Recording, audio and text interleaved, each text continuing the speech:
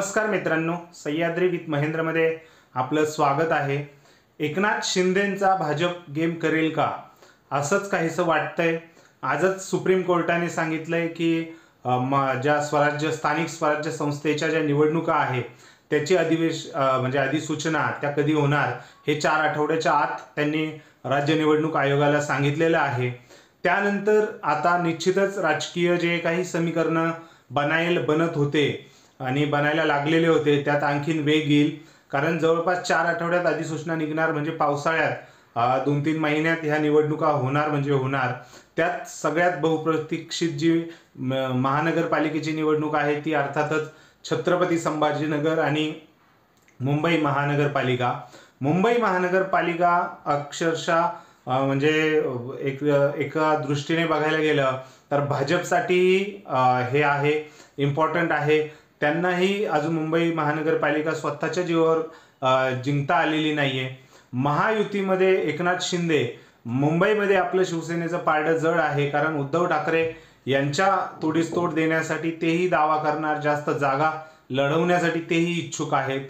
आणि जे काही मागच्या गोष्टी घडल्या मागच्या 2-3 महिन्यापासून आपण बघतोय, एकनाथ शिंदे आणि भाजपमध्ये प्रामुख्याने देवेंद्र फडणवीस यांचा संघर्ष काही आपल्याला बघायला मिळतोय। एकमेकांना टोमणे उपरोधक टोले हे लगावले जात आहेत। एकनाथ शिंदे यांचा हाही टोला आता चर्चेत आला होता।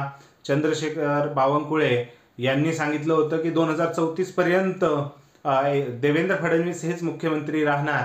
त्यावरती एकनाथ शिंदे यांनी शुभेच्छा असं हात जोडून म्हटलं आणि तेवढा विषय टाळून ते निघून गेले होते या प्रश्नावरती।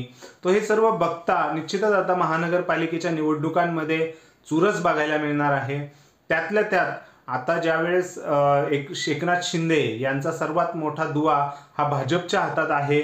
मेनली पक्षचिन्ह आणि पक्षाचं नाव हे भाजपला शिवसेना शिंदे गटाला मिळालेलं आहे। सुप्रीम कोर्ट, विधानसभा अध्यक्ष आणि राज्य निवडणूक आयोग या तिन्ही गोष्टींमुळे एकनाथ शिंदे यांची बाजू सरस होती।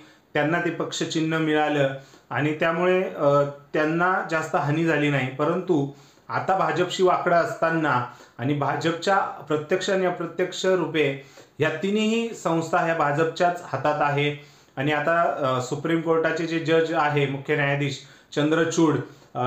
चंद्रचूड यांची आता म्हणजे हे रिटायर होत आहेत आणि आता दुसरे न्यायाधीश आपली तिथे बाजू म्हणजे गोपनीयतेची शपथ घेऊन ते कार्यास लागणार आहे। सो हे सर्व ज्यावेळेस एकनाथ शिंदे यांना पक्षचिन्ह आणि ते देण्यात आलं त्यावेळेस परिस्थिती वेगळी होती, परंतु आता वेगळी आहे। या परिस्थितीचा कुठेतरी भाजप पक्षचिन्ह, कारण आता उद्या सुनावणी होणार आहे याची शिवसेना पक्षचिन्हावरती, उद्धव ठाकरे गट आणि एकनाथ शिंदे यांच्यामध्ये उद्या सुनावणी होणार आहे सुप्रीम कोर्टामध्ये। कपिल सिब्बल हे म्हणजे उद्धव बाळासाहेब ठाकरे गटाकडनं युक्तिवाद करणार आहेत। निश्चितच ही पाहण्यासारखी गोष्ट आहे की काहीतरी भाजपच्या डोक्यात आहे। भाजप आता इथून शिंदेंचा गेम करू शकतं का असं वाटणं साहजिक आहे। तुम्हाला काय वाटतं या सर्व गोष्टींबद्दल ते कमेंट सेक्शनमध्ये कमेंट करून नक्की व्यक्त करा। व्हिडिओ आवडला असल्यास लाईक करा आणि आपल्या चॅनलला सबस्क्राईब करायला विसरू नका। धन्यवाद।